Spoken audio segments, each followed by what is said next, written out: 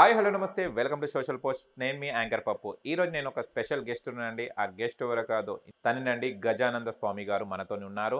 చాలా మెసేజెస్ ఇస్తుంటారు. ఆయన ఒక టెంపుల్కి కూడా అయితే వర్క్ చేయడం జరుగుతుంది. ఆయన ద్వారానే విషయాలు తెలుసుకోవడానికి ప్రయత్నిద్దాం.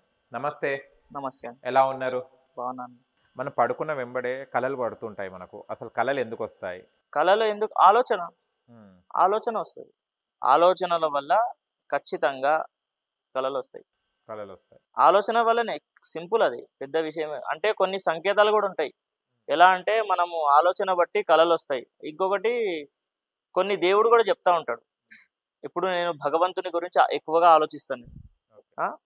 ఎక్కువ నేను భగవంతుని దగ్గరుంటాను. భగవంతుని గురించే ఆలోచిస్తాను కాబట్టి నాకు భగవంతునివే కలలు పడతాయి. నేను ఇంకా ఇంకా రావాలనుకుంటా గానీ, చాలామంది అడుగుతారు కళలు రాకుండా ఉండడానికి ఏం జేయాలి అంటే, నేను రావాలని కోరుకుంటా ఇంకా కళలు.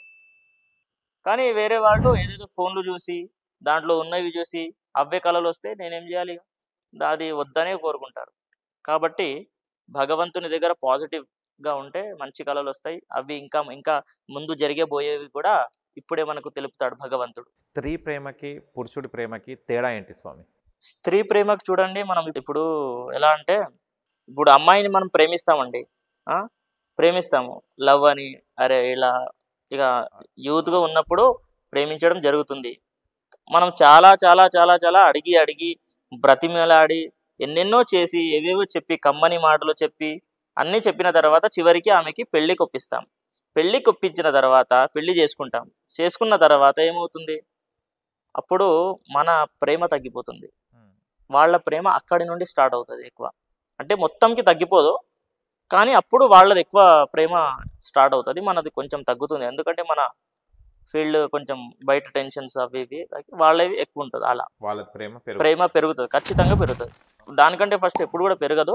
కానీ మొత్తం నా భర్తనే అన్నీ అనుకోనొస్తారు కదా! వాళ్ళకి ఖచ్చితంగా పెరుగుతది. మనకంటే ఎక్కువగా ఉంటది వాళ్ళకి. చంద్రగ్రహణం గానియండి, సూర్యగ్రహణం గానియండి, అప్పుడు దేవాలయాలు క్లోజ్ అవును. చేస్తారు, అవును. మూసేస్తారు. చేస్తారు. దేనికి స్వామి? అంటే గ్రహణం గదా! గ్రహణం ఉన్నప్పుడు అన్ని చెడు సంకేతాలే ఉంటాయి అప్పుడు. ఓకే. భగవంతుడు. కాబట్టి మూసేస్తారు. అది కామన్ అది. ఇది సూర్యుడికి, చంద్రుడికి మధ్యలో భూమి అడ్డమొస్తుంది కాబట్టి అన్నీ మూసేయడం జరుగుతుంది. జరుగుతుంది. Thank you so much. చాలా విషయాలు తెలుసుకుందాం.